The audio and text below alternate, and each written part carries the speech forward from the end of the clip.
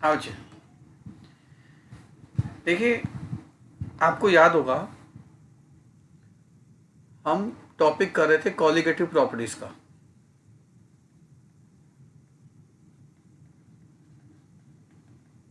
Those properties which depends only upon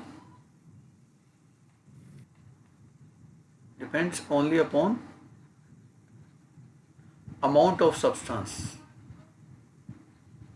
या amount of solute, number of moles of solute, independent of nature. वो properties जो solute के amount पे depend करती हैं, नेचर पे डिपेंड नहीं करती, वो कॉलिगेटिव प्रॉपर्टीज होती हैं। ये हमारा टॉपिक था। हमने सबसे पहली कॉलिगेटिव प्रॉपर्टी डिस्कस करी थी relative lowering of vapour pressure, जो था P note minus P upon P note का सोल्यूट। सेकेंड कॉलिगेटिव प्रॉपर्टी हमने डिस्कस करी थी एलिवेशन ऑफ बॉइलिंग पॉइंट।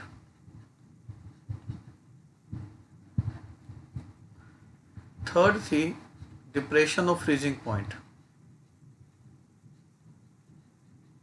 हमने इनकी थ्योरी और इनके न्यूमेरिकल सारे पढ़ लिए और आज लास्ट हमने करना है ऑस्मोटिक प्रेशर।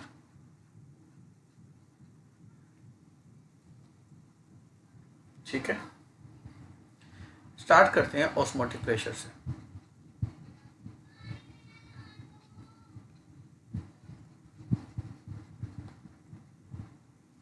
देखो बच्चे, ऑस्मोटिक प्रेशर समझने से पहले हमें एक और फिनोमिना समझना है विच इज ऑस्मोसिस। ऑस्मोसिस समझते हैं, फिर ऑस्मोटिक प्रेशर की बात करेंगे। देखिए, आपने हो सकता है लैब में एक स्पेशल टाइप की फनल आती है जिसको हम कहते हैं थिसल फनल। जो थिसल फनल होती है उसकी शेप तो ऐसी होती है, पर उसका जो बेस होता है, this base is made up of semi permeable membrane.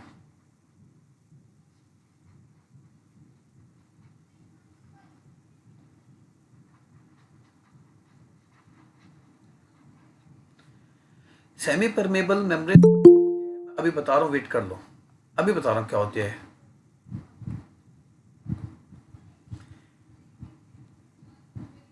इस थिसल फनल में हमने डाला हुआ है copper sulphate, aqueous copper sulphate. Copper sulphate blue colour का होता है बच्चों, इसी कलर का होता है जिस कलर का मैं ड्रॉ कर रहा हूं। यानी कि this is concentrated copper sulphate solution, blue vitriol जिसको हम कहते हैं।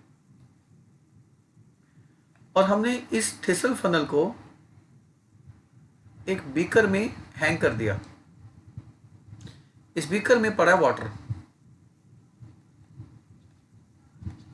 हालांकि वाटर कलरलेस होता है, पर मैं आपको डिफरेंट कलर से इसलिए दिखा रहा हूं ताकि आपको अंतर पता चल सके डायग्राम में। देखिए, ये जो सेमी परमेबल मेम्ब्रेन होती है ये बहुत ही सेलेक्टिव होती है, सिलेक्टिव मेम्ब्रेन होती है। ये इतनी सिलेक्टिव होती है कि ये केवल सॉल्वेंट की एंट्री अलाउ करती है। मतलब अगर इसके आर पार कुछ जा सकता है तो केवल सॉल्वेंट, केवल सॉल्वेंट। मतलब सॉल्वेंट की एंट्री अलाउ करती है, इसके आर पार सोल्यूट नहीं जा सकता, सोल्यूट नहीं जा सकता। ये बहुत ही सेलेक्टिव मेम्ब्रेन होती है। इवन हमारा जो सेल वॉल होती है वो भी सेलेक्टिव होती है। जो प्लांट सेल और एनिमल सेल में जो सेल वॉल होती है वो भी सिलेक्टिव मेम्ब्रेन, वो भी सेमी परमेबल मेम्ब्रेन होती है, वो भी सॉल्वेंट की एंट्री को अलाउ करती है। मैं आज बात करूंगा सिलेक्टिव मेम्ब्रेन की आज की क्लास जैसे से आगे बढ़ेगी। तो जैसे ही हमने इस थिसल फनल को सपोर्ट करके इस बीकर में हैंग किया जिसमें वाटर पड़ा था, तो हमने देखा कुछ समय बाद वाटर की एंट्री, वाटर की एंट्री, वाटर की एंट्री इस बीकर से इस फनल में होने लग गई। और ऑब्वियस है जब वाटर इस फनल में एंटर करेगा तो फनल में लेवल राइज करेगा और ये डार्क ब्लू से लाइट ब्लू होना शुरू हो जाएगा, क्योंकि वाटर की एंट्री होगी, ऑब्वियस है डार्क ब्लू से लाइट ब्लू होना शुरू हो जाएगा। ये the level of solution in this thistle funnel will rise. Level rise करने का मतलब ये हो गया कि इस फनल में कुछ एंट्री हुई है, और एंट्री किसकी हो सकती है? एंट्री किसकी हो सकती है? सॉल्वेंट की हो सकती है, क्योंकि नीचे हमने मेम्ब्रेन कौन सी लगाई है? Semi permeable. सॉल्वेंट को अलाउ करेगी, सॉल्यूट को तो अलाउ नहीं करेगी। और ये जो फ्लो हो रहा है सॉल्वेंट का, ये अपने आप हो रहा है, हम तो कुछ नहीं कर रहे, हमने तो रखा ही है इसको यहां पर। तो यहां पर एक शब्द और जोड़ देते हैं, spontaneous flow of solvent. Spontaneous flow of solvent कहां से? From a region of low concentration of solute to high concentration of solute.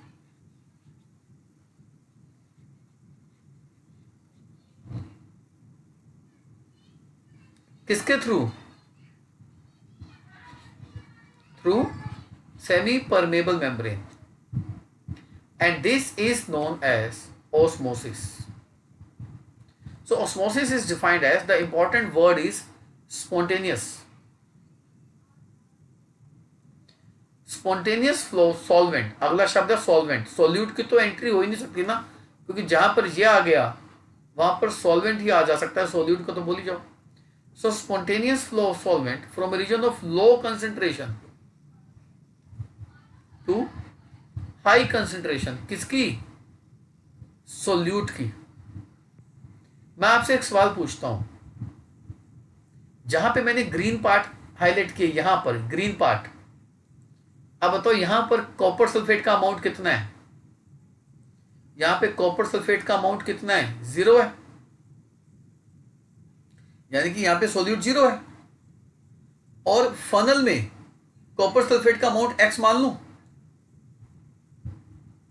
अरे कॉपर सल्फेट कुछ तो होगा ना इस फनल में, x मान लूं, तो वाटर कहां से कहां जा रहा है? जहां पे कॉपर सल्फेट 0 है, और किस तरफ जा रहा है? जहां पे कॉपर सल्फेट हाई है। तो दिस टू दिस मूवमेंट हो रही है ना, तो 0 को मैं लिख सकता हूं लो, और x को मैं लिख सकता हूं हाई। Concentration of solute. मैं जानते इतना जोर क्यों दे रहा हूं, इतना जोर क्यों लगा रहा हूं मैं इस डेफिनेशन पे, जानते हो? सिर्फ ये बायो वाले बच्चों के चक्कर में, क्योंकि मैं जानता हूं ये बायो वाले बच्चे हाई टू लो पढ़ते हैं। सच कह रहा हूं गलत कह रहा हूं? कोई है बायो वाला यहां पर?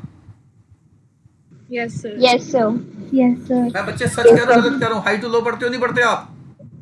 हाँ सर, वो यस सर। तो इसलिए आपकी कंफ्यूजन यहां पे दूर करना लाजमी है मेरे लिए। नहीं तो आप या तो ये समझते रहोगे कि भी हमने गलत पढ़ा, या ये समझते रहोगे कि सर ने गलत पढ़ा दिया। मेरे बच्चे आप जो पढ़ते हो ना हाई टू लो, वो high to low concentration of solvent पढ़ते हो। और आप देखो मैंने क्या लिखा है, from low to high concentration of solute. और मेरे बच्चे ये जो कंसेंट्रेशन शब्द है ना, ये जो कंसेंट्रेशन ये शब्द देख रहे हो, ये शब्द तो बना ही सोल्यूट के लिए है। बाय डिफॉल्ट सोल्यूट की तो कंसेंट्रेशन होती है। तो आपने टेक्निकली गलत शब्द पढ़ लिया, from high to low concentration of solvent. तो मैं इसको अलग अंदाज से बोल रहा हूं, from low to high concentration of solute. यहां से यहां जब मूवमेंट होगी सॉल्वेंट की, स्पॉन्टेनियस फ्लो होगा, this is known as osmosis. और मैं जानता हूं अमूमन बच्चे कंफ्यूज होते हैं, मैं जानता हूं इस बात को। तो आपको याद करने का बड़ा अच्छा तरीका बताता हूं, इसको याद करना कि ऑस्मोसिस में सॉल्वेंट जाता है, ऑस्मोसिस में सॉल्वेंट जाता है कहां? कहां? सोल्यूट की तरफ। बस कोई मुश्किल बात हुई है क्या? डेफिनेशन मैं साइड पे कर रहा हूं थोड़ी देर के लिए। तो आप यूं याद करो कि ऑस्मोसिस में सॉल्वेंट की मूवमेंट होती है किस तरफ? सोल्यूट की तरफ। यानी कि सॉल्वेंट को जहां सोल्यूट दिखेगा, सॉल्वेंट को जहां सोल्यूट दिखेगा, सॉल्वेंट वहां जाएगा। और मुझे लगता है कि ये बहुत आसान सी बात है, याद करने की कोई दिक्कत नहीं होनी चाहिए आपको इसमें। ठीक है जी, बाय वाले बच्चों कंफ्यूजन दूर है? Yes, sir. हाँ, अभी कंफ्यूजन मैं और भी दूर कर दूंगा, क्योंकि मुझको पता है इसमें बच्चा कई बार कंफ्यूज हो जाता है और भूल जाता है। तो खैर, मैंने कंफ्यूजन दूर करने के लिए मैंने आपको कहा डेफिनेशन याद ही मत करो, ये याद कर लो कि ऑस्मोसिस में सोल्यूट की मूवमेंट है, सॉरी ऑस्मोसिस में सॉल्वेंट की मूवमेंट है, और किस तरफ? सोल्यूट की तरफ। ये तो कोई मुश्किल बात ही नहीं है, ये तो कोई मुश्किल बात ही नहीं है। तो ऑस्मोसिस के चलिए कुछ एग्जांपल लेते हैं जो डे टू डे लाइफ में हम रोज देखते हैं, बस यही नहीं पता अच्छा ये ऑस्मोसिस था। आओ एग्जांपल ऑफ ऑस्मोसिस लेते हैं, आइए। देखिए, आप रोज जब खाना खाते होंगे, आप अपनी प्लेट में सैलेड काटते होंगे।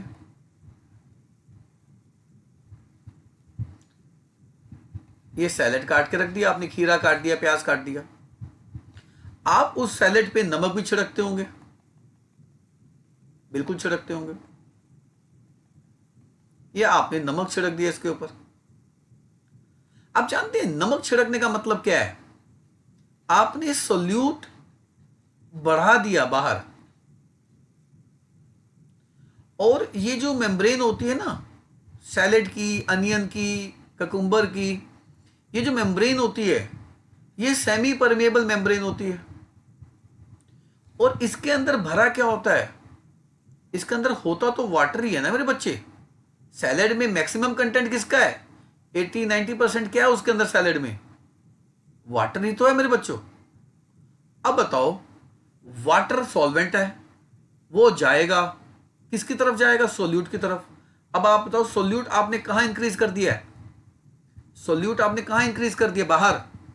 तो वाटर सेमी परमेबल मेम्ब्रेन से सोल्यूट की तरफ होगी। तो आप एक बात बताओ, क्या ये सैलेड श्रिंक नहीं कर जाती थोड़ी देर बाद जब आप इस पे नींबू, मसाला या नमक डाल देते हो, कुछ भी डाल देते हो? तो आपको नहीं लगता कि श्रिंक कर जाती है? ऐसा ऑब्जर्व करते हो? बिल्कुल करते हो, नहीं करते हो? Yes, sir. तो why this salad get Yes, sir. Shrink? अगर आपसे पूछा जाए, this salad get shrink due to osmosis, due to flow of solvent from कहां से कहां? लो टू कहां? High concentration of solute through semi permeable membrane. इसी को तो sir flow solute to solvent नहीं हो सकता? क्या मेरे बच्चे? फ्लो सॉल्यूट टू सॉल्वेंट नहीं हो सकता? सोल्यूट तो जा ही नहीं सकता ना सेमी परमेबल मेम्ब्रेन से। सेमी परमेबल मेम्ब्रेन केवल किसके अलाउ करती है? ये केवल एंट्री सॉल्वेंट की अलाउ करती है, सॉल्वेंट की मूवमेंट को अलाउ करती है, सोल्यूट को तो वैसे नहीं जाने देगी ये। Okay sir. ठीक है मेरे बच्चे, तो आप इसको एक्सपीरियंस करते हैं, सैलेड श्रिंक करती है जब भी आप उस पर नींबू, नमक, मसाला डाल देते हैं। प्याज हो, ककुम्बर हो, कुछ भी हो, सैलेड श्रिंक करती है बच्चे। तो ये कोई नई चीज नहीं है जो आपने पता नहीं हो, बस ये बताने की जरूरत थी कि ये जो आपने देखा यही तो ऑस्मोसिस हुआ ना मेरे बच्चे। चलिए, आप आम भी खाते होंगे, ये मौसम भी आम का है। आप आम लीजिए, ठीक है जी। इस आम को आप नमक वाले पानी में डाल दो, नमक वाले पानी में, हाईली कॉन्सेंट्रेटेड NaCl, मतलब पानी लो, ढेर सारा नमक घोल दो इसमें, सैचुरेट बना दो इसको। अब आम के अंदर भी तो वाटर कंटेंट होता है, नहीं होता? बिल्कुल होता है। आम का रस टपकता नहीं टपकता, वाटर कंटेंट तो है उसके अंदर। और उसकी जो मेम्ब्रेन है वो भी सेमी परमेबल है, और सेमी परमेबल मेम्ब्रेन है तो यानी कि सॉल्वेंट की एंट्री कराएगी। और सॉल्वेंट की एंट्री कहां कराएगी? सोल्यूट की तरफ। सोल्यूट कहां पड़ा है? बाहर। यानी कि water from the mango will start coming out from it. Yes, यानी कि आफ्टर सम टाइम ये जो मैंगो होगा this will shrink. Why? Due to osmosis. Try करके देख लेना, जो आपका हिस्सा मिलता है आम का, रोज आप कोई आम खाते होंगे, ट्राई करके देख लेना, खराब हो जाएगा पर उसको ठीक भी कर देंगे, उसकी टेंशन मत लो. आपको छोटे क्लासेस में रेजिन्स के साथ एक्सपेरिमेंट कराया गया होगा, किशमिश के साथ. अगर आप रेजिन्स जो होती हैं, किशमिश जो होती है, अगर आप उस रेजिन को वाटर में डाल दें, प्योर वाटर में, तो उसकी मेम्ब्रेन भी तो सेमी परमेबल है, उसके अंदर भी तो सोल्यूट हैं, न्यूट्रिएंट्स जिसको आप कह रहे हो. तो वाटर कहां जाएगा? वाटर सोल्यूट की तरफ भागेगा. जहां सोल्यूट दिखेगा वाटर अंदर निकल लेगा. तो दिस रेसिन्स विल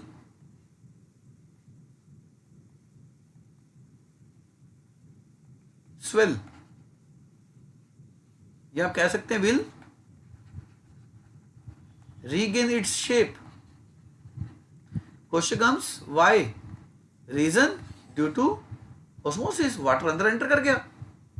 ये तो आपको छोटी क्लासेस में कराया गया होगा ना एक्सपेरिमेंट, स्कूल में प्रैक्टिकल लैब में. जहां तक मुझे लगता है जरूर कराया गया होगा, ऐसा हो ही नहीं सकता ना कराया हो.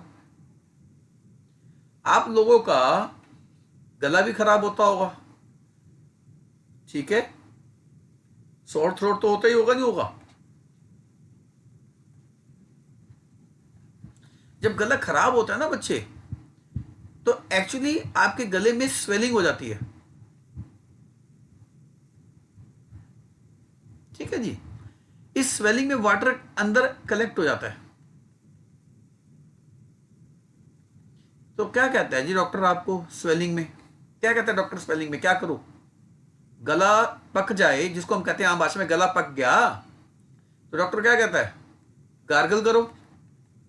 कौन से पानी से गार्गल करने को कहता है डॉक्टर? बच्चे कभी किया है? बोलो, कभी किया है गार्गल? Salt से. Salty water. सॉल्टी वाटर से. NaCl वाटर लिख दूं?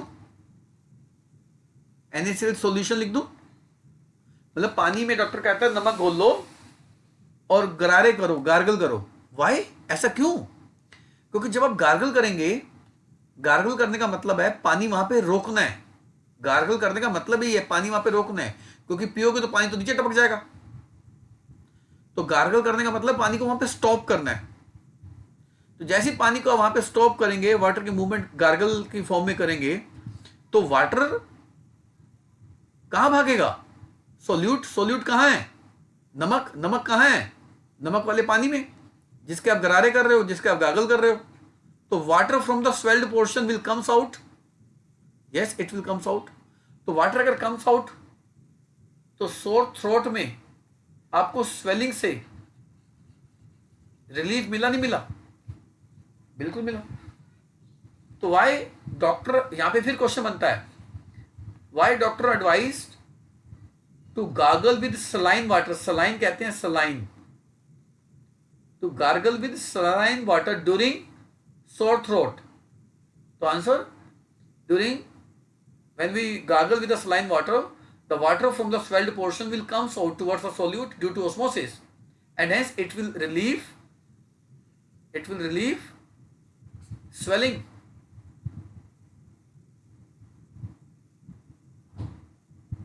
आपको मैं एक और एग्जांपल देता हूं, कभी जैसे जैसे आपके ये जो दांत होते हैं, ठीक है जी, जो आपका जॉ है, इस तरीके से, तो दांतों के ऊपर जो कई बार स्वेलिंग हो जाती है, मसूड़ा फूल जाता है, जिसको आप कहते हैं मसूड़ा फूल गया. तो अगर वहां पर आप ग्लिसरीन लगाएं, ग्लिसरीन होती है घरों में, कॉटन पे ग्लिसरीन लगा लो और ग्लिसरीन को वहां टच करो, तो लो जी, ये ब्लू ब्लू ग्लिसरीन है. अब ग्लिसरीन ठहरी सोल्यूट और स्वेल्ड पोर्शन में ठहरा वाटर. तो बताओ वाटर किसकी तरफ भागेगा? सोल्यूट की तरफ. जैसे ही वाटर का सोल्यूट दिखा वाटर वहां भागेगा। तो अब तो वाटर जब सोल्यूट की तरफ भागेगा तो आपको जो स्वेलिंग हुई है, मसूड़ा फूला है, उससे रिलीव होता नहीं होता। So why we apply glycerine in this case? Answer, to relieve swelling. Water will comes out from swelled portion towards solute and hence it will relieve swelling. अगर जो पेरिशेबल फूड होते हैं,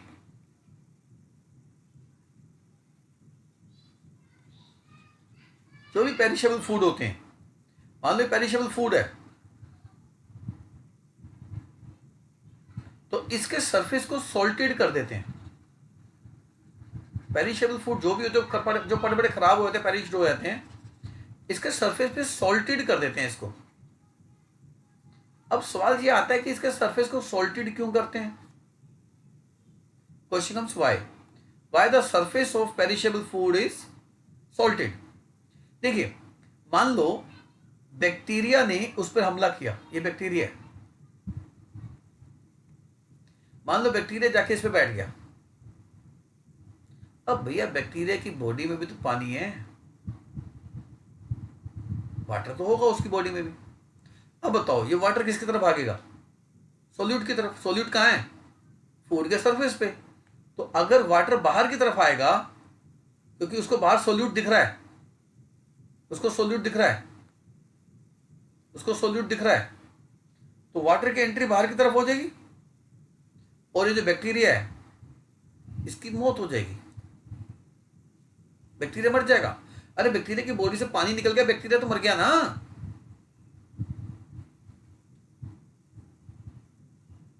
So why the surface of perishable food salted? Because in order to avoid bacterial attack, because if bacteria attacks on the food, then the water from the body of the bacteria will comes out towards salt and hence bacteria will die. इसका मतलब उसके ऊपर salt लगाने से bacterial attack नहीं होगा, अगर हो भी गया तो बैक्टीरिया मर जाएगा, अगर आप उसको खा भी लें तो आपको बैक्टीरियल डिसीज नहीं होगी, आपको बैक्टीरियल डिसीज नहीं होगी।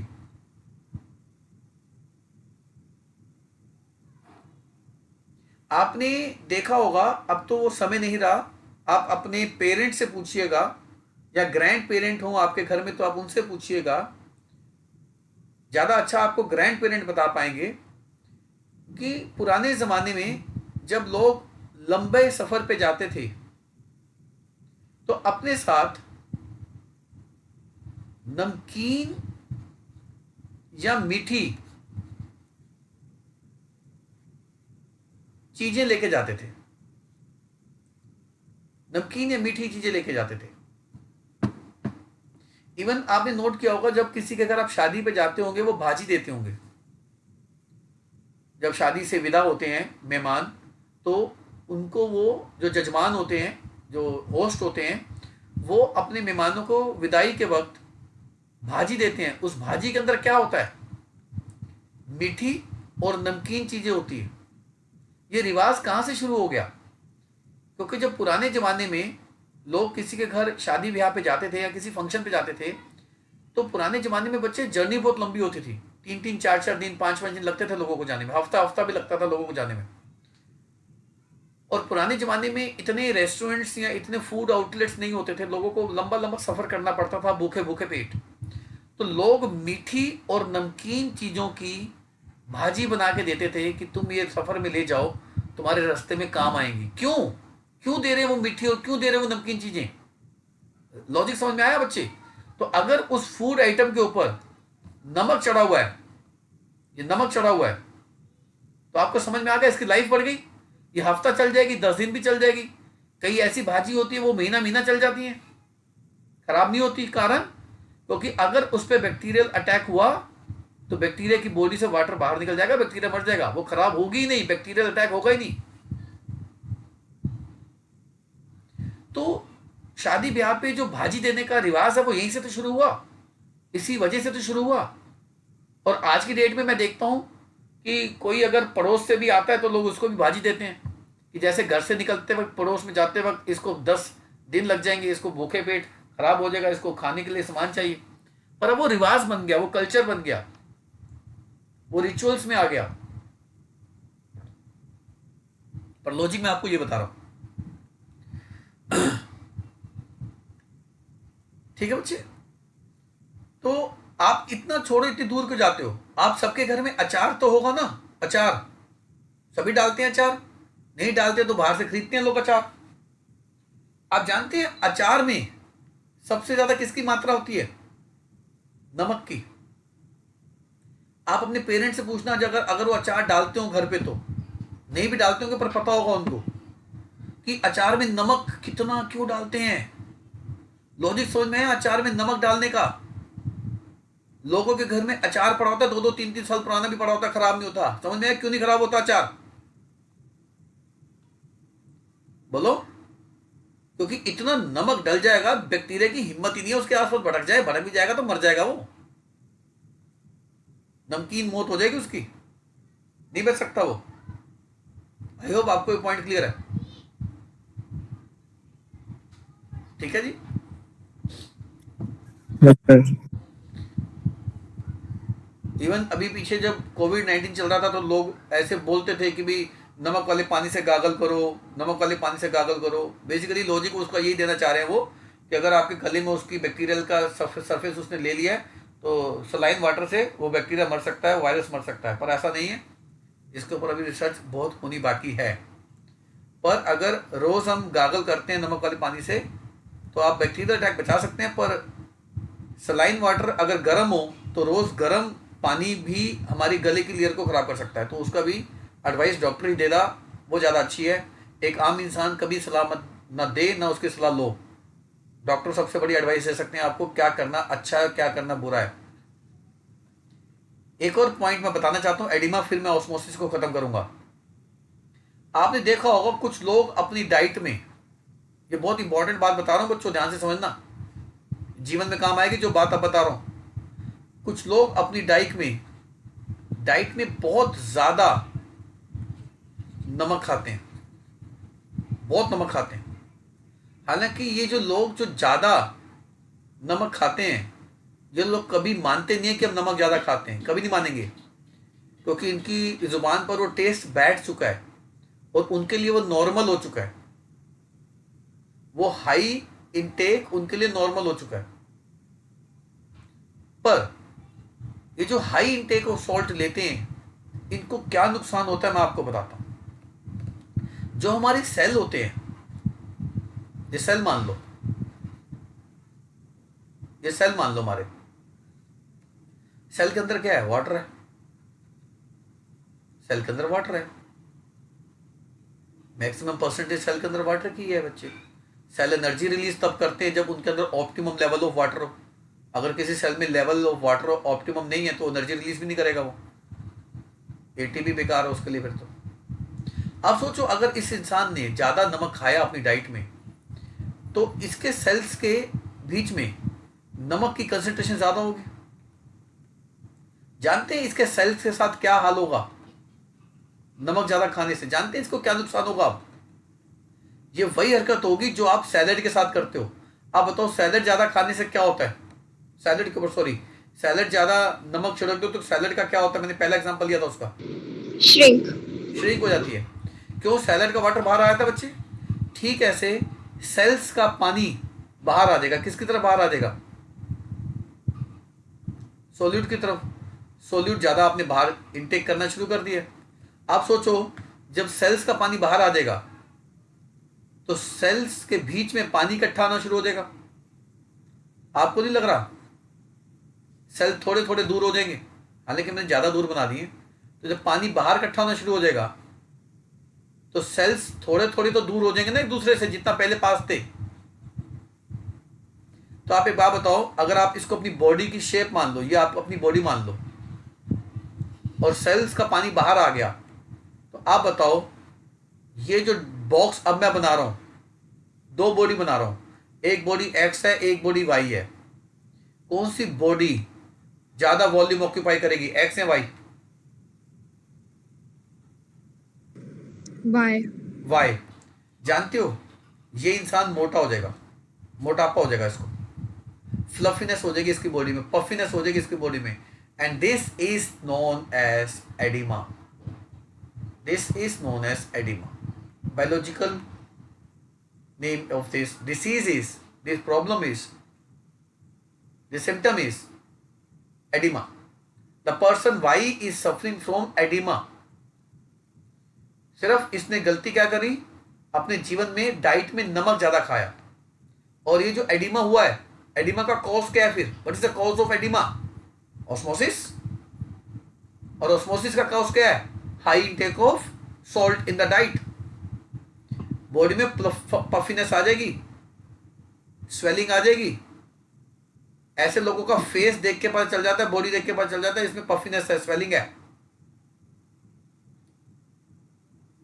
और इसको दूसरा नुकसान पता है क्या झेलना पड़ेगा? गैस किया आपने? दूसरा नुकसान क्या झेलना पड़ेगा? देखो मैं डायग्रामेटिकली दिखा रहा हूं। इसके सेल्स में वाटर का लेवल बढ़ जाएगा, घट जाएगा? कम हो जाएगा। इसका नुकसान, सेल्स में पानी कम हो तो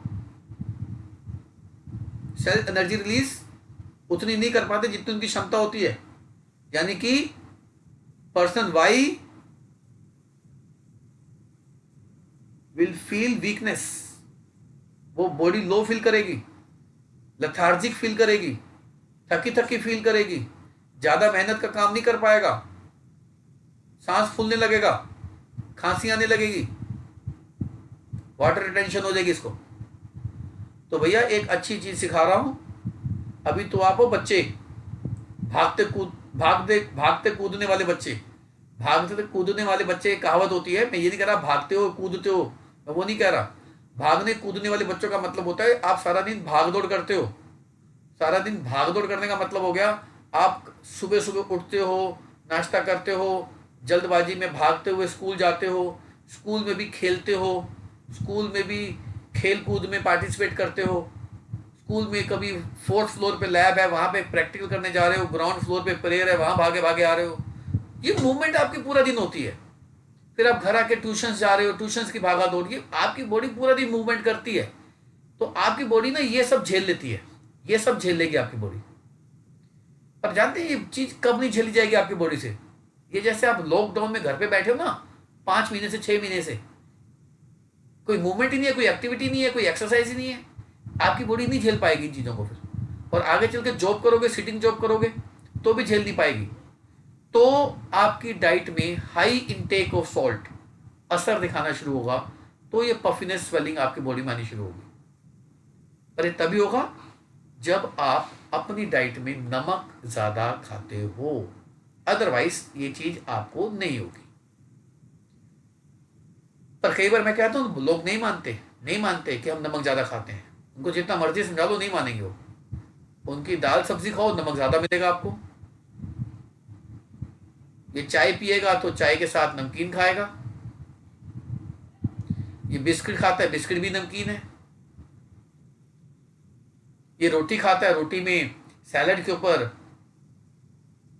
मुट्ठी भर के नमक डालता है, तो भी नमक आ गया, नहीं आ गया? सैलेड में भी नमक आ गया, जाएगा तो आपकी बॉडी में ना। ये साथ में फल काटता है तो फल काट के भी नमक, मतलब हर चीज में नमक चाहिए इसको। मजाक हो गया जैसे नमक। एक फिक्स अमाउंट ऑफ सॉल्ट चाहिए हमारी बॉडी को पूरे दिन में, उससे ज्यादा नमक नहीं चाहिए आपको। ज्यादा नमक, मैं आपको एक बहुत सिंपल फैक्ट सिखा रहा हूं, ज्यादा नमक और ज्यादा चीनी फ्यूचर में तंग करती है। ज्यादा एक्सेस फ्यूचर में तंग करती है, तो अभी से कंट्रोल करो। मतलब नाश्ते में चाय पी रहा है तो नमकीन साथ में, नमकीन बिस्किट साथ में, सैलेड के ऊपर नमक, और हाँ रोटी के साथ इसको अचार भी चाहिए। अचार में है क्या? अचार में है ही नमक। पिज्जा पास्ता खा रहा है उसमें नमक, बर्गर खा रहा है उसमें नमक, फ्रेंच फ्राइज खा रहा है उसमें नमक, चिप्स खा रहा है उसमें नमक। अरे किसमें नमक नहीं है मुझको बताओ? आपको समझ में आ रहा है नमक क्यों डालते हैं अब, या नहीं आ रहा? चिप्स में क्यों इतना सारा नमक डाल देते हैं? चिप्स खाते हो नहीं खाते हो? लेस वगैरह जो आते हैं, क्यों होता है इसमें इतना नमक? बच्चे उंगलियां चाट चाट के नमक चाट रहे होते हैं, इतना गुस्सा आता है कई बार उनको। अरे नमक इसलिए डालते हैं ताकि वो खराब ना हो, नहीं तो बैक्टीरियल अटैक हो जाएगा। पेरिशेबल फूड है, खराब हो जाएगा मेरे बच्चे को। तो एक अच्छी चीज सिखा रहा हूं बच्चे, नमक कम खाओ, नहीं तो प्रॉब्लम होगी। हाँ, अगर आप एक्सरसाइज करते हो, रनिंग करते हो, योगा करते हो, फिर आपका जो मन करता है वो खाओ, चीनी भी खाओ, नमक भी खाओ, जो आपका मन करता है। पर अगर आपके जीवन में एक्सरसाइज नामक चीज है ही नहीं, तो भैया सॉल्ट और शुगर ऑप्टिमम खाओ, जितनी हमारी बॉडी को जरूरत है, एक्सेस में कभी भी मत खाओ। चलिए, अब सामाजिक ज्ञान बहुत दे दिया, अब टॉपिक पे वापस आते हैं। देखिए बच्चे, हमारा टॉपिक था ऑस्मोसिस। ऑस्मोसिस मैंने आपको, अच्छा आप ऐसा हुआ है कभी जब बहुत ज्यादा देर तक नहाते रहो उंगलियां श्रिंक कर जाती है, नहीं कर जाती? होता है ऐसे? Yes sir. Yes, sir. हाँ, बचपन में बच्चे ज्यादा देर नहाते रहते हैं, उनको पता चल जाता है, अरे उंगलियां श्रिंक कर गई, मम्मी पापा को पता चल जाएगा ज्यादा देर नहाए, चलो चलो बस। या स्विमिंग ज्यादा कर लो, स्विमिंग, बैठा कोई स्विमिंग चैंपियन हमारे यहाँ पर, Yes. ज्यादा देर करते हो तो तभी तो फिंगर श्रिंक कर जाती हैं। क्यों भाई, फिंगर श्रिंक क्यों कर जाती हैं? ज्यादा स्विमिंग करते रहो तो। सोचो सोचो सोचो, ये भी तो ऑस्मोसिस है। क्यों? स्विमिंग पूल में क्लोरीन नहीं डाली होती, क्लोरीन सोल्यूट नहीं है, तो आपकी बॉडी से बाहर नहीं निकला है वो वाटर।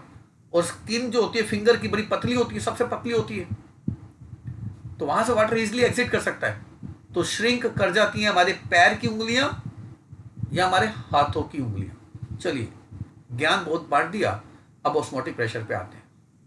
देखिए, अगर हम इसमें सोल्यूट डाल दें थिसल फनल में, जिसका बेस किसका है? सेमी परमेबल मेम्ब्रेन का, तो वाटर की एंट्री कहां से कहां होगी? सोल्यूट की तरफ। ये समझ में आ गया? और इसका लेवल क्या होगा? बढ़ेगा। तो अगर मैं ऊपर से प्रेशर लगा दूं यहां से, और इतना प्रेशर लगा दूं कि ये एंट्री होनी बंद हो जाए, इसकी एंट्री होनी बंद हो जाए, सोलवेंट की, किसके थ्रू? सेमी परमेबल मेम्ब्रेन के through. And this pressure applied above the solution in order to prevent osmosis is known as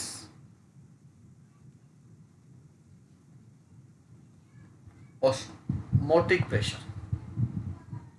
तो आप कह सकते हैं osmotic pressure is defined as amount of pressure required which must be applied above the solution in order to prevent osmosis. Definition clear है बच्चे? मतलब osmosis रोकने के लिए जो ऊपर से प्रेशर लगाना पड़ेगा, एक तरह से जितने प्रेशर से वाटर एंट्री कर रहा था, जितने प्रेशर से जितनी फोर्स से वाटर एंट्री कर रहा था, उतनी फोर्स ऊपर से लगा दी जाए तो भैया रुक जाएगा, नहीं रुक जाएगा एंट्री? फोर्स एक वेक्टर क्वांटिटी है, इक्वल अपोजिट फोर्स लग जाए तो रुक जाएगा वो। तो ये प्रेशर किस बात की नॉलेज देगा हमारे को? अगर ये ऑस्मोटिक प्रेशर हाई है तो इसका मतलब क्या है? कि हाई प्रेशर से एंट्री हो रही है, तभी तो हाई प्रेशर चाहिए ऊपर से रोकने के लिए। एक्सपेरिमेंटली हमें यह पता चला कि ऑस्मोटिक प्रेशर, हाँ इसका सिंबल पी या पाई होगा, मैं तो पी लिखूंगा। एक्सपेरिमेंट करके पता चला this P is directly proportional to concentration. और ये कॉन्सेंट्रेशन पता कौन सी है?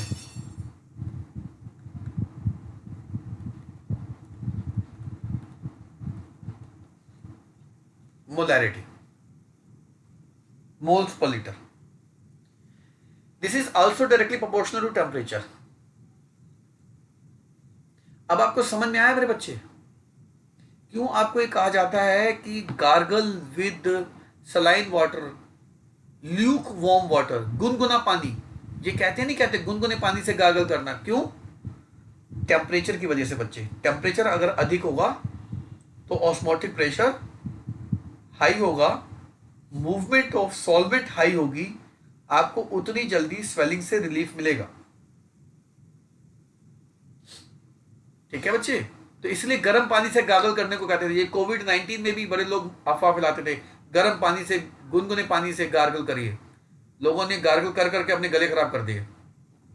लोग भी तो अपने आप को डॉक्टर से कम नहीं समझते हैं ना। चलिए, तो this P is directly proportional to C and directly proportional to T. T कौन सा भैया? केल्विन वाला। So this P is equal to, obvious है, जब प्रोपोर्शनैलिटी हटता है तो एक कांस्टेंट आता है, दिस इज कांस्टेंट। इसकी वैल्यू वही है जो गैस कांस्टेंट की होती थी। हालांकि किताब इसको गैस कांस्टेंट लिखती है, पर एक्चुअली ये सॉल्यूशन कांस्टेंट होता है। हायर लेवल पे ये करेक्शन करा दी जाती है, पर अभी तक ये 12th क्लास में गैस कांस्टेंट ही लिखा हुआ है। इसकी वैल्यू वही है जो आप 11th क्लास में पढ़ते थे। 8.314 पढ़ते थे, 0.0821 पढ़ते थे, 0.0831 पढ़ते थे। मैं ये भी कहता था यूनिट के साथ याद करना, बिना यूनिट के फायदा नहीं है। इसकी यूनिट है जूल पर मोल पर केल्विन। 0.0821 की यूनिट है लीटर एटीएम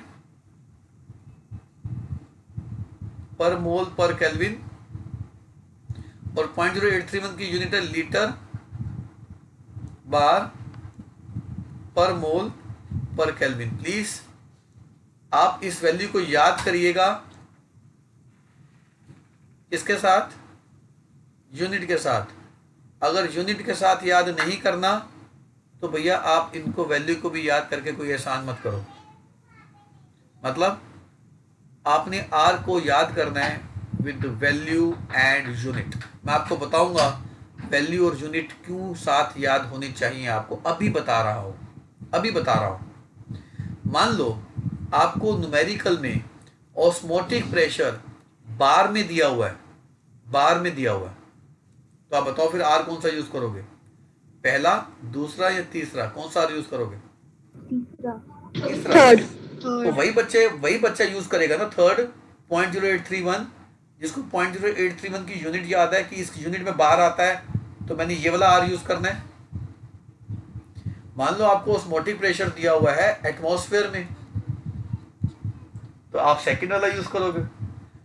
मान लो आपको ऑस्मोटिक प्रेशर दिया हुआ है एसआई यूनिट में, तो आप फर्स्ट वाला यूज करोगे, जूल पर मोल पर केल्विन एसआई यूनिट है। और इसको उल्टा पढ़ लो, एक बार उल्टा बोल लेते हैं। मान लो आपने आर यूज किया फर्स्ट वाला, तो ऑस्मोटिक प्रेशर एसआई यूनिट में आएगा, पास्कल में आएगा। आपने आर यूज किया ये वाला, ऑस्मोटिक प्रेशर एटीएम में आएगा। आपने आर यूज किया ये वाला, ऑस्मोटिक प्रेशर बार में आएगा। तो आर की वैल्यू से पी निकालते वक्त भी तो पी की यूनिट लिखोगे, नहीं लिखोगे? तो भैया आर की वैल्यू याद करनी है, और किसके साथ? यूनिट के साथ। कब? अब और अभी। आगे बात समझ में? अभी याद कर लेना, मेरे पढ़ाते पढ़ाते मैंने अभी पूछ लेनी है आपसे पढ़ाते पढ़ाते पूछ लेनी है मैंने, इसकी आर की यूनिट बता। विद इन सेकेंड आंसर देना होगा, ध्यान रखना। तो अभी मैं उम्मीद करता हूँ आप याद कर भी रहे हैं, याद करना शुरू भी कर दिया आपने। अभी किसी ना किसी की खबर देता हूँ, वेट कर लो उससे पहले। चलिए अभी आता हूँ, आपकी खबर लेता हूँ। पहले मैं अपनी खबर ले लूँ। तो P is equal to CRT। C ठहरा मोलैरिटी। मोलैरिटी का फॉर्मूला होता है number of moles of solute per unit volume of solution in litre. और मोल्स का फॉर्मूला आपको पता ही है, सॉल्यूट का mass upon molecular mass.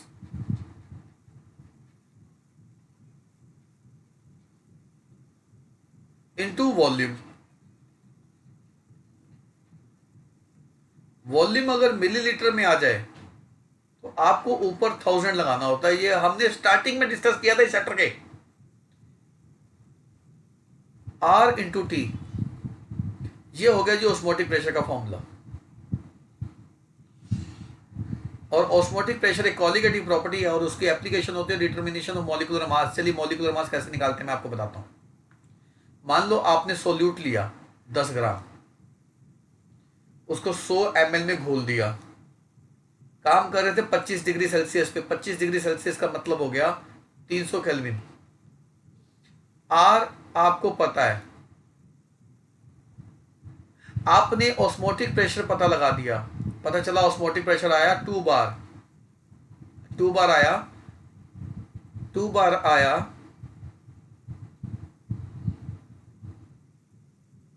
Kanav are कितना लेंगे? प्रेशर 2 बार आया। कनव ज्यादा टाइम नहीं आपके पास, कनव तो है ही नहीं मेरे पास। कार्तिक, सॉरी कार्तिक, आर कितना लेंगे कार्तिक जल्दी से?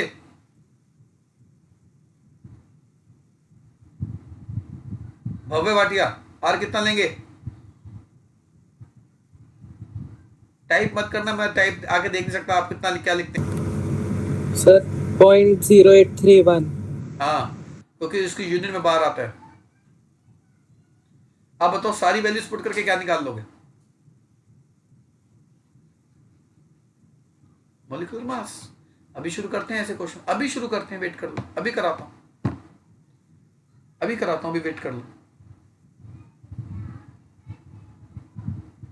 और अगर आपको आए कि osmotic pressure is a colligative property, why, तो आप क्या कहेंगे कि it is a colligative property because it depends upon number of moles of solute and is independent of its nature, therefore it is a colligative property. आपको example देता हूं, मान लो ये एक सॉल्यूशन है यूरिया का, ये एक सॉल्यूशन है सुक्रोज का, ये एक सॉल्यूशन है ग्लूकोज का। तीनों में नेचर डिफरेंट है, यस। मान लो यूरिया की मोलैरिटी है 2, सुक्रोज की मोलैरिटी है 2, ग्लूकोज की मोलैरिटी है 2, यानी कि तीनों में सोल्यूट के मोल 2 मोल, 2 मोल और 2 मोल हैं। तो यानी कि इसमें अगर ऑस्मोटिक प्रेशर x आया तो इसमें भी ऑस्मोटिक प्रेशर कितना आएगा, x, इसमें भी ऑस्मोटिक प्रेशर कितना आएगा, x। यानी कि osmotic pressure depends only upon amount of solute and is independent of nature of solute. क्या है इस पर नहीं, कितना है इस पे डिपेंड कर रही है ये प्रॉपर्टी, इसलिए कॉलिगेटिव प्रॉपर्टी का नाम दिया हमने इसको। देखिए बच्चे, अब इसके बाद एक और डेफिनेशन करनी है आपने, आइसोटोनिक क्या होते हैं।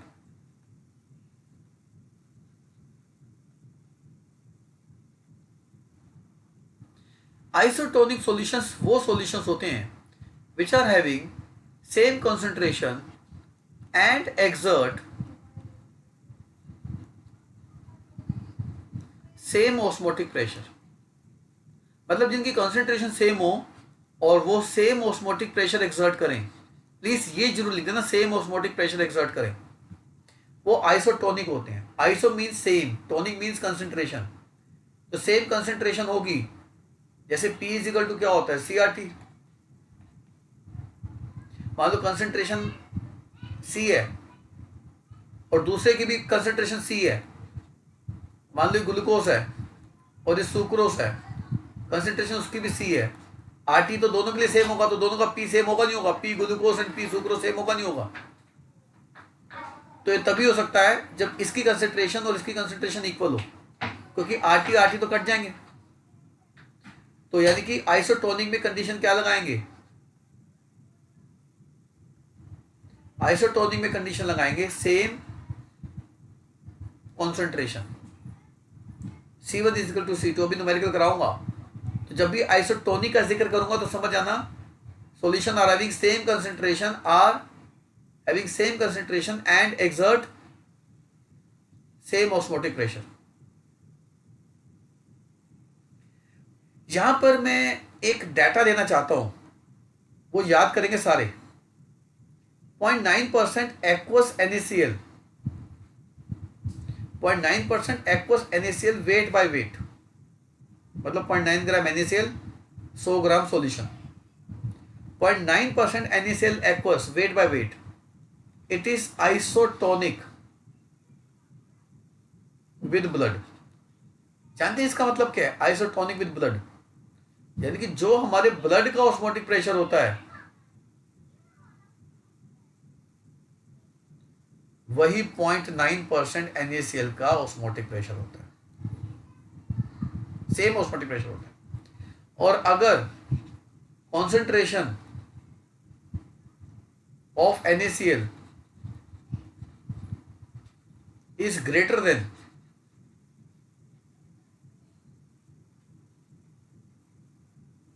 this percent, that solution is known as hyper। hyper मतलब ज्यादा।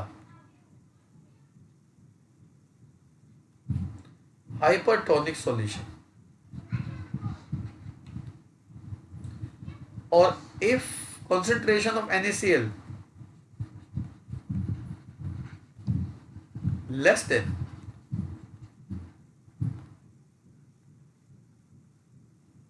then that solution is known as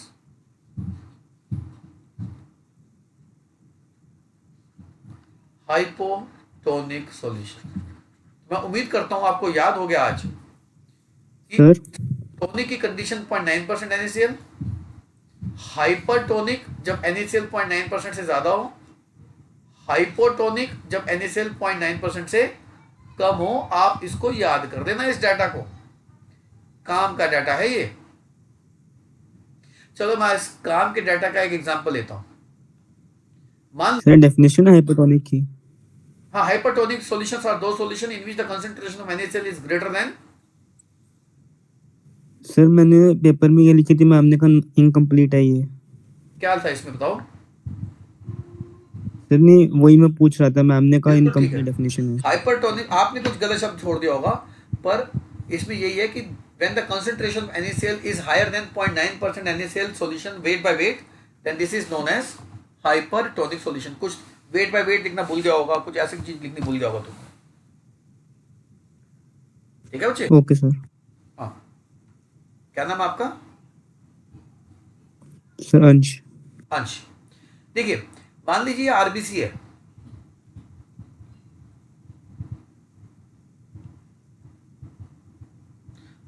RBC को आपने हाइपरटोनिक में रख दिया। The meaning of hypertonic solution is that the concentration of NaCl must be greater than 0.9% wait by wait. मान लो मैंने 2% NaCl में रख दिया। अब 2% NaCl aqueous wait by wait 0.9 से तो ज्यादा ही है। अब आरबीसी में भी तो वाटर होता है, आरबीसी में भी तो वाटर कंटेंट होता है, बिल्कुल होता है। अभी हमने क्या सीखा थी देर से? अभी हमने सीखा कि सॉल्वेंट सोल्यूट की तरफ जाता है। तो आपको क्या लगता है, सोल्यूट बाहर ज्यादा है कम है? सोल्यूट बाहर ज्यादा है, तो सॉल्वेंट उठ के सोल्यूट की तरफ निकल लेगा। सॉल्वेंट ने दोस्ती करनी है सोल्यूट से, तो सॉल्वेंट उठ के सोल्यूट की तरफ निकल लेगा, ऐसे ऐसे। अब बताओ आरबीसी विल क्या? shrink, ड्यू टू, ये पूछ लिया जाए तो क्या लिखोगे? Osmosis. Due to osmosis. RBC will shrink due to osmosis. Board का क्वेश्चन है व्हाट विल हैपन। बोर्ड ने तो बड़ा आसान पूछा था, बोर्ड ने पूछा था what will happen if RBC are placed in hypertonic solution. ये आसान क्वेश्चन है, और इसको अगर मैं पूछूंगा तो कैसे पूछूंगा? What will happen if RBC are placed in 2% NaCl। इससे क्या होगा? इससे क्या होगा बताओ? इससे बच्चे को सोचने पे मजबूर होना पड़ेगा कि 2% हाइपर होता है या हाइपो होता है। सही कह रहा हूं गलत कह रहा हूं? जिसको ये पूछा जाएगा उसको थोड़ा तो सोचना पड़ेगा कि 2% हाइपर है हाइपो है, फंस जाएगा बच्चा। और आप बताओ अगर ये पूछा जाए कि RBC are placed in hypotonic, ये तो आसान सवाल है, हाइपोटोनिक ये आसान सवाल है। पर मैं पूछूंगा, अगर पूछूंगा तो RBC are placed in 0.5% aqueous NaCl weight by weight. तो अब आरबीसी के अंदर है तो पानी ना, है तो उसके अंदर पानी ना, और पानी तो बाहर भी है, पानी तो बाहर भी है। और हाइपो का मतलब क्या है? पानी बाहर ज्यादा है कम है? सोल्यूट बाहर ज्यादा है कम है? सोल्यूट बाहर कम है, यानी कि सोल्यूट अगर बाहर कम है तो सोल्यूट अंदर ज्यादा है। तो सारा का सारा वाटर अंदर की तरफ भागेगा, जहां सोल्यूट है वहां भागेगा, जहां सोल्यूट है वहां भागेगा, जहां सोल्यूट है वहां भागेगा। तो RBC will due to,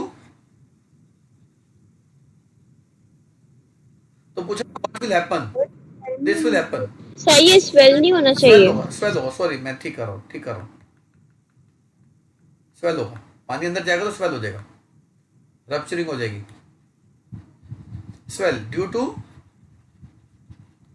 osmosis, यानी कि what will happen, it will swell, why, due to osmosis. तो आधा नंबर आपको इसका मिलेगा, आधा नंबर आपको इसका मिलेगा। तो अब मैं आपसे पूछता हूं what will happen if RBC are placed in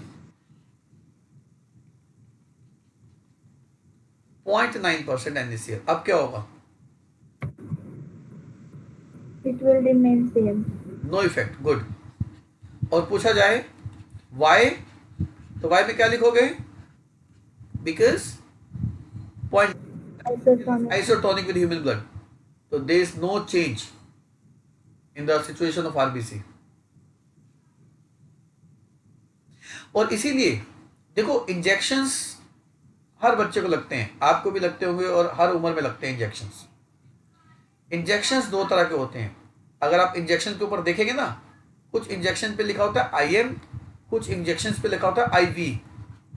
IM का मतलब है मसल्स में लगता है, इंट्रा मस्कुलर होता है।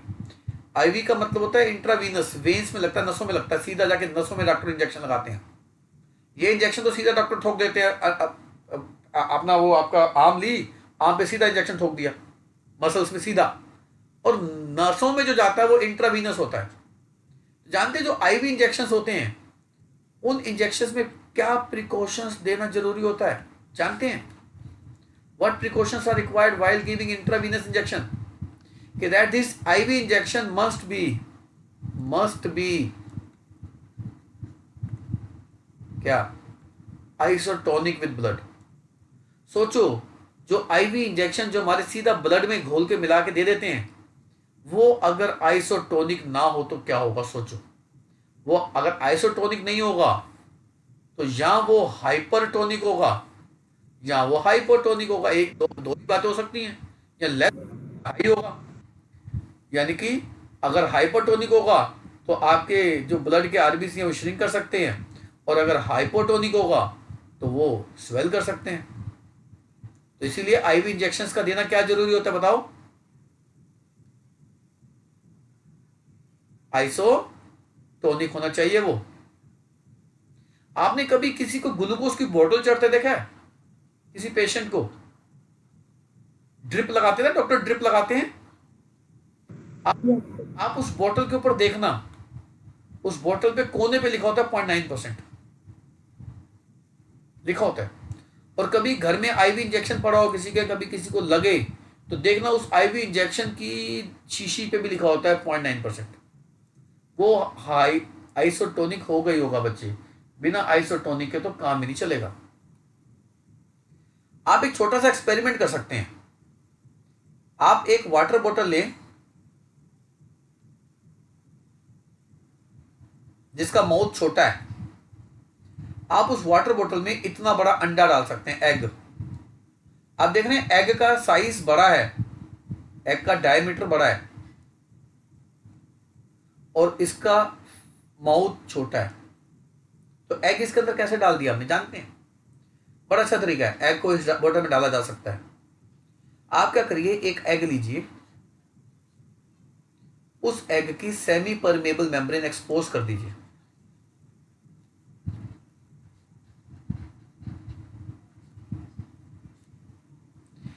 आप जो एग खाते हैं ना बच्चों, उस पर एक लेयर होती है कैल्शियम कार्बोनेट की। आप उस लेयर को हटा दो, हटाने के बाद सेमी परमेबल मेम्ब्रेन एक्सपोज हो जाती है एग की।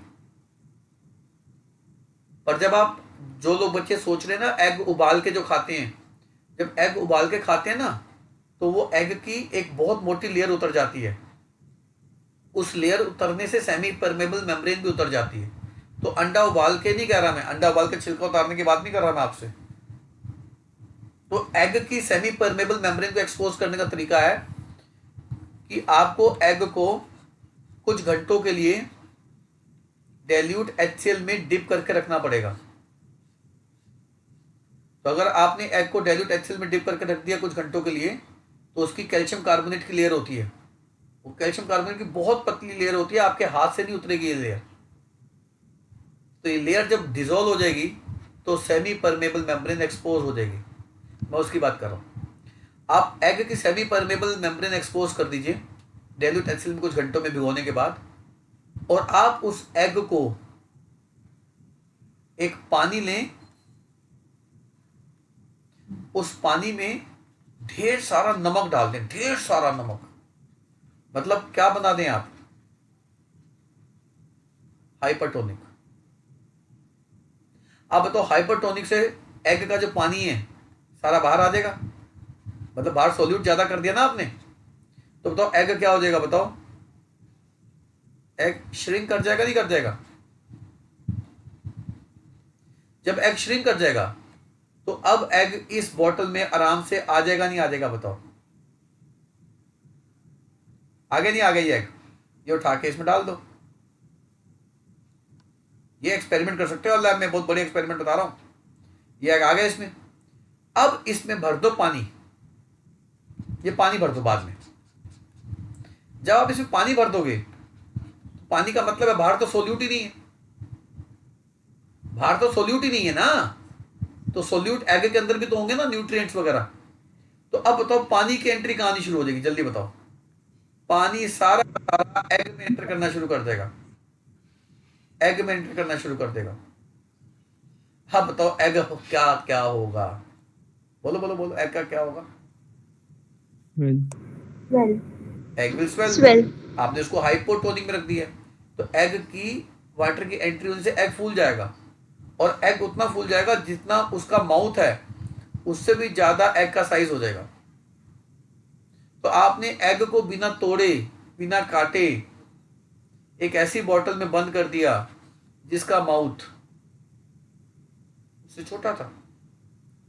तो आप जिसको दिखाओगे, जो देखेगा वो तो ये देखेगा ना, हाय ये कैसे हो गया, उसको तो आप ये दिखाओगे ना। जादूगर अपने जादू की टेक्निक थोड़ा ना दिखाता है जनता को। अब जादूगर बन गए भाई, चलो ये भी सीख लो, अच्छी बात है। ठीक है, अब एक लास्ट टॉपिक बचता है इसके अंदर, रिवर्स ऑस्मोसिस। नाम से क्लियर है, रिवर्स ऑस्मोसिस। मान लो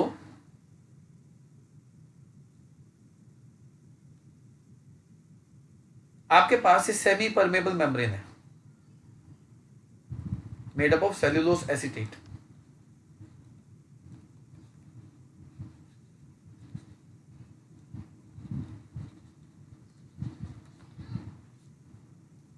और इस तरफ पड़ा है सी वाटर। सी वाटर जानते हैं, ढेर सारे क्या होंगे इसके अंदर?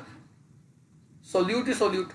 कभी आपने सी पे आप खेले हो, नहाए हो, तो मुंह में पानी चला जाता है, तो बताने की जरूरत नहीं है कैसा टेस्ट आता है। वो सारे सोल्यूट के तो टेस्ट आता है आपको, नमक का तो टेस्ट आता है सारा आपको, यानी कि इसमें नमक का, सॉल्ट का भंडार है।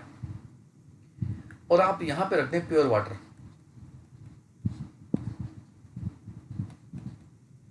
अब बताओ ए और बी, मूवमेंट ए से बी में होगी, बी से ए में होगी? सोच के बताओ। मूवमेंट ए से बी में होगी, बी से ए में होगी? सोच के बताओ।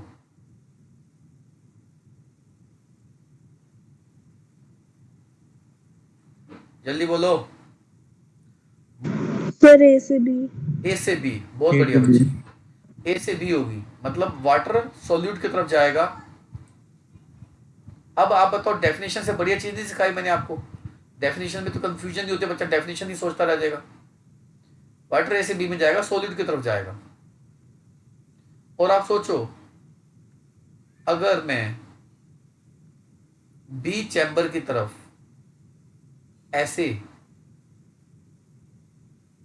ऐसे करके यहां प्रेशर अप्लाई कर दूं और ऑस्मोटिक प्रेशर लगा दूं, तो बताओ क्या वाटर की एंट्री होगी या रुक जाएगी? वाटर की एंट्री रुक जाएगी। ऑस्मोटिक प्रेशर यही तो प्रेशर होता है जो अप्लाई करते हैं ताकि ऑस्मोसिस रुक जाए। और सोचो अगर मैंने pressure greater than osmotic pressure लगा दिया मेरे बच्चे, जानते क्या होगा? जानते क्या होगा? वाटर यहां से उठ के यहां आना शुरू हो जाएगा मेरे बच्चों। वाटर बी से ए की तरफ आ जाएगा, यानी कि the flow of solvent will takes place reverse of osmosis. कब? कब? When pressure greater than osmotic pressure is applied above the solution. Is it clear? Yes, sir. और वाटर ए में भरना शुरू हो जाएगा तो हम वाटर ए की तरफ आउटलेट लगा देंगे, एक आउटलेट, यहां से पानी सारा निकाल देंगे, वाटर की एग्जिट करा देंगे। तो आप तो इससे फायदा क्या होगा? बी चैम्बर में क्या रह जाएगा बाद में बताओ, यहां पे क्या रह जाएगा बी चैम्बर में?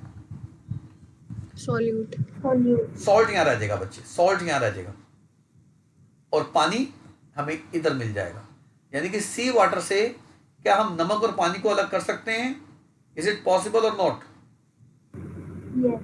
Yes, this is known as desalination. Desalination of sea water. इसको desalination of sea water कहते हैं। तो ये RO की क्या होगी? Application. First desalination of sea water, second water purification. तो बोर्ड में कई बार आया define reverse osmosis. Reverse osmosis is defined as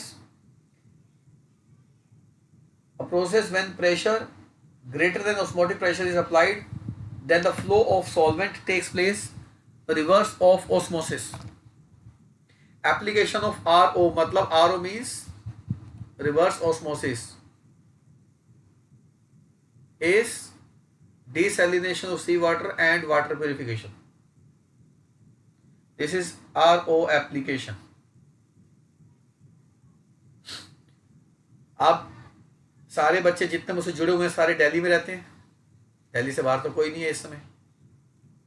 आप सबके घर में आरओ भी लगा होगा, लगा हुआ आरओ नहीं लगा हुआ? कितने बच्चों के घर में आरओ लगा हुआ? बोल के बताना जरा। लगा है sir. 1 2 Yes, sir. 3 Yes, sir. 4 yes 5 बहुत से बच्चों के Yes, sir. बहुत सारे बच्चों के घर लगा है, पूछने की जरूरत ही नहीं, मुझको पता लगा है। क्योंकि जब बात सेहत से जुड़ी होती है तो हम कॉम्प्रोमाइज नहीं करते पैसों से। हमें सेहत चाहिए, हमें हेल्थ अच्छी चाहिए। अब जानते हैं आरओ क्यों लगाया आपने? ताकि आपके घर का पानी क्या आए? स्वच्छ आए, इसलिए लगाया ना बच्चे आपने। पर मैं आपको एक अच्छी बात सिखाता हूँ। दिल्ली में अगर आप रहते हैं, मैं गाजियाबाद, फरीदाबाद, नोएडा की बात नहीं कर रहा आपसे। दिल्ली में आरओ की कोई जरूरत नहीं है अगर आप दिल्ली में रहते हैं तो। This no need. अगर लगा लिया कोई बात नहीं, 15-20 हज़ार का आता है शायद आरओ, लगा लिया कोई बात नहीं। अब लगा लिया तो लगा लिया, आप उतारोगे थोड़ा ना, उसको उठा के थोड़ा फेंक दोगे बाहर। अगर आरओ नहीं भी लगाया है तो आपको डरने की, घबराने की जरूरत नहीं है। आप कोई गंदा पानी नहीं पी रहे, साफ पानी पी रहे हैं। अगर आपके घर में water purifier, simple water purifier लगा, सिंपल जो एक्वागार्ड वगैरह का आता है, किसी और कंपनी का भी आता होगा, सिंपल वाटर प्यूरिफायर जो आता है 4-5 हज़ार का आता है, शायद ये 6 हज़ार तक का होता होगा शायद, वो भी परफेक्ट है। इवन मेरे घर में ये लगा हुआ है, मेरे घर में भी आरओ नहीं लगा हुआ क्योंकि मैं दिल्ली में रहता हूँ। दिल्ली में आरओ की जरूरत ही नहीं बच्चे। आरओ पता किसको चाहिए? मैं थोड़ा आपको केमिस्ट्री का टीचर हूँ तो मैं आपको शायद केमिस्ट्री से कन्विंस भी कर दूंगा। शायद आप के अलावा मैं किसी और को नहीं समझा सकता ये बात। जिसको केमिस्ट्री नहीं आती मैं उसको नहीं समझा सकता, इसलिए मैं एफर्ट भी नहीं करता उसको समझाने के। आरओ उस इंसान को लगाना चाहिए जिसके पानी में कैल्शियम आयंस या मैग्नीशियम आयंस आते हों with bicarbonate ion, sulphate ion and chloride ion. मतलब जिसके पानी में ये 2 कटायन या 2 कटायन के साथ ये 3 अनायन, यानी कि calcium bicarbonate, calcium sulphate, calcium chloride, magnesium bicarbonate, magnesium sulphate, magnesium chloride, जिसके पानी में ये 6 तरह के सॉल्ट आते हैं, उसको आरओ लगाना चाहिए। या जिसके पानी में हैवी मेटल आयंस आते हैं, जैसे लेड हो गया, मरकरी हो गया, आर्सेनिक हो गया, जिसके पानी में ऐसे हैवी मेटल आयंस आते हैं। तो हमारे दिल्ली के पानी में ना ऐसे हैवी मेटल आयन आते हैं जो कॉरपोरेशन का पानी आपके घर में आता होगा। ये जो रोहिणी वाले हैं, इनके रोहिणी के पास एक जगह हैदरपुर, इस हैदरपुर में एक वाटर प्लांट है जिसको हैदरपुर वाटर प्लांट भी कहते हैं, गूगल पे भी सर्च कर लेना आप चाहो तो। वहां से पानी आता है हम सबके घरों में। दिल्ली में maximum supply Haiderpur water plant की होती है। तो वो जो पानी छोड़ते हैं उस पानी में हैवी मेटल आयंस नहीं होते और उस पानी में ये आयंस भी नहीं होते। तो आप बच्चे मुझको बताओ, दिल्ली में आरओ की जरूरत है या नहीं है? सच बताओ। No, sir. नहीं है मेरे बच्चे। आप एक बात बताओ, जरूरत होती तो मैं ना अपने घर लगा लेता। क्या मेरे लिए 15,000 या 10,000 में कोई अंतर है? अगर मैं 10,000 का लगा सकता हूँ, मैं 15,000 का भी लगा सकता हूँ, 20,000 का भी लगा सकता हूँ। तो it's not a big deal for me. पर बात पैसे की नहीं है बच्चे, बात स्टेटस की नहीं है मेरे बच्चे, बात ज़रूरत की है। जिस दिन मुझको ज़रूरत लगेगी मैं लगाऊंगा। अगर आप नोएडा में रहते हैं आप लगाइए, अगर आप गाजियाबाद में रहते हैं लगाइए। वहाँ पे आती है हार्डनेस है वहाँ पे पानी में, वहाँ पे हैवी मेटल आयंस की भी कंसंट्रेशन कई बार पाई गई है। अगर आप किसी गांव में रहते हैं, अगर आप किसी रूरल एरिया में रहते हैं, पंजाब के एक गांव में रहते हैं, तो आप लगाइए, वहाँ ज़रूरत है। अगर आप वृंदावन में रहते हैं वहाँ चाहिए, मथुरा में रहते हैं वहाँ आरओ के बगैर गुजारा ही नहीं है, क्योंकि वहाँ पे पानी में हैवी मेटल आयंस भी है, पानी में कैल्शियम और मैग्नीशियम आयंस भी हैं।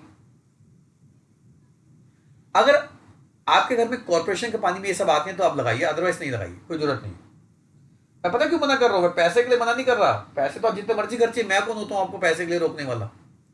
मैं इसलिए मना कर रहा हूं क्योंकि जिनके घर में आरओ है वो जानते हैं ये बात को जो मैं बताने वाला हूं कि आरओ में जितना पानी इनटेक होता है बहुत कम पानी साफ होके आता है, बाकी पानी वेस्ट हो जाता है। ऐसा होता नहीं होता बच्चे? मैं सच करूं गलत करूं? Yes, sir. आरओ में मैक्सिमम पानी तो वेस्ट हो जाता है, बहुत कम ही पानी ड्रिंकिंग के लिए आता है। और ये पानी या तो लोग फेंक देते हैं या हो सकता है घर में सफाई के लिए इस्तेमाल कर लेते हो। वो तो अच्छी बात है अगर घर में सफाई के लिए इस्तेमाल कर लेते हैं, पर मैक्सिमम लोग फेंक देते हैं, ड्रेन सिस्टम में चला जाता है उनके। तो वैसे तो हम पानी के लिए बड़ी बड़ी बातें करते हैं, बड़े बड़े लेक्चर देते हैं, बड़े बड़े बुद्धिजीवी वाले प्रवचन देते हैं लोगों को, पानी कितना जरूरी है, पानी कितना जरूरी है, पानी बचाओ, पानी बचाओ, पानी बचाओ। और यहाँ पे हम पानी बेफजूल में वेस्ट कर रहे हैं। हिंदुस्तान जैसे देश में जहाँ पे किसान पानी की वजह से आत्महत्या कर लेते हैं और हम वहाँ पानी को बेफजूल में इस्तेमाल कर रहे हैं, बेफजूल में वेस्ट कर रहे हैं, सॉरी। तो प्लीज़ आरओ जहाँ जरूरत है वहाँ लगाइए। दिल्ली में अगर आप रहते हैं कॉर्पोरेशन का पानी आता है, सिंपल वाटर प्योरीफायर लगाइए, सिंपल वाटर प्योरीफायर, कोई जरूरत नहीं। और अब बारिशों के दिनों में आप देख रहे होंगे पानी में क्लोरीन ज़्यादा आ रही होगी। बारिशों के दिनों में ना वो क्लोरीन ज़्यादा मिला के बेचते हैं। क्लोरीन बहुत अच्छी डिसइंफेक्टेंट होती है। तो अगर पानी में बैक्टीरियल अटैक होता है तो क्लोरीन मार देगी। समझ में आ गया क्लोरीन कैसे मार देगी? आप समझ में आया? चलो बताओ क्लोरीन कैसे मारेगी, जल्दी बताओ। ऑस्मोसिस से मार देगी, अभी तो सिखाया आपको। Yes, sir. अगर स्विमिंग पूल का पानी क्लोरीन से आपके हाथों को श्रिंक कर सकता है तो पानी में डली क्लोरीन क्या बैक्टीरियल अटैक नहीं रोक सकती? बिल्कुल रोक देगी। तो बारिशों में आप देखते हो पानी कड़वा आता होगा कभी कभी, तो वो कड़वा पानी खराब नहीं है, उस कड़वे पानी में क्लोरीन की कंसंट्रेशन ज़्यादा कर देते हैं। वो उनकी मजबूरी है, बारिशों में बैक्टीरियल अटैक चांसेस बढ़ जाते हैं। अदरवाइज तो मेरा अगर कभी गला खराब होता है, मैं स्विमिंग कर लूँ तो ठीक हो जाता है। कौन है ये?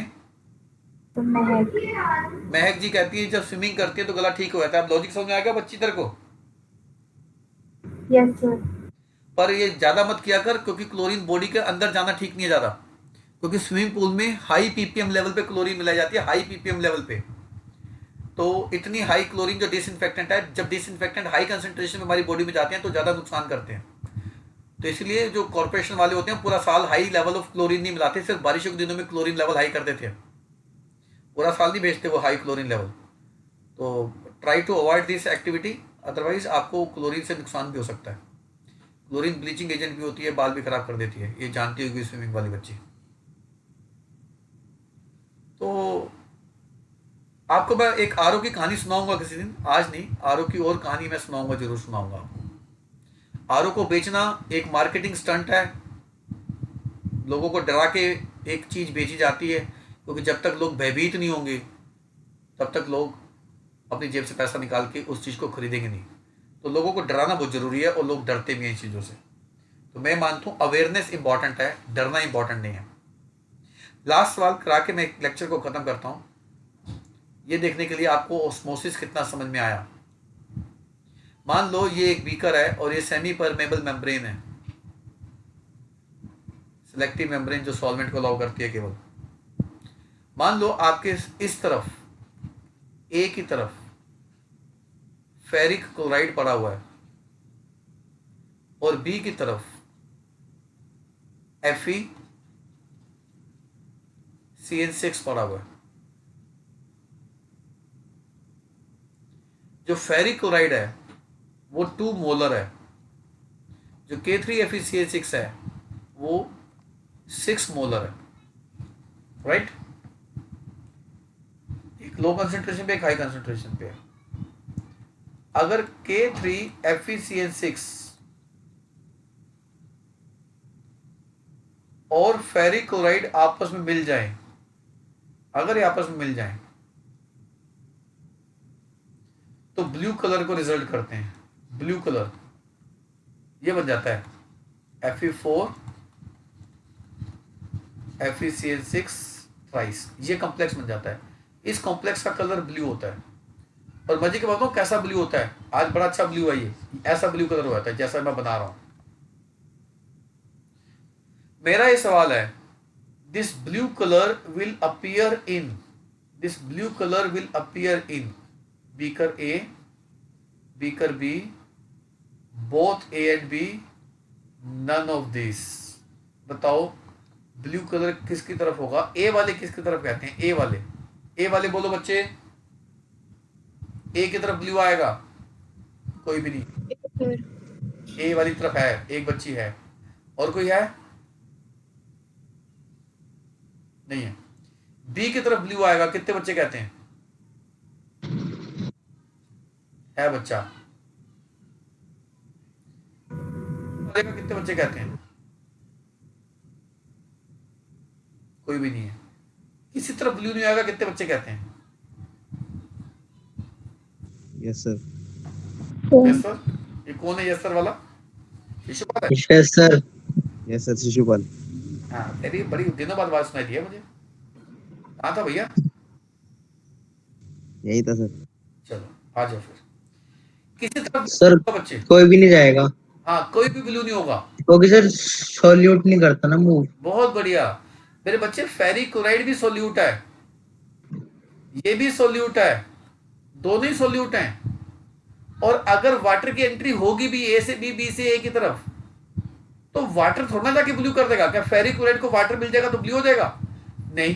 क्या K3FeCN6 को वाटर मिल जाएगा तो ब्लू हो जाएगा? नहीं।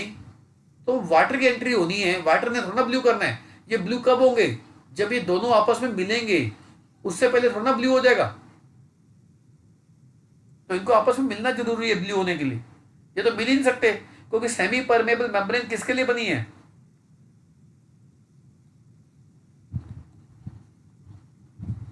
ये तो सॉल्वेंट के लिए सिलेक्टिव मेम्ब्रेन है, सॉलिड की तो एंट्री नहीं देगी। चलो अब बताओ, चलो अब तो दोनों कहीं ब्लू नहीं होगा। अब बताओ वाटर कहां जाएगा? ए से बी या बी से ए?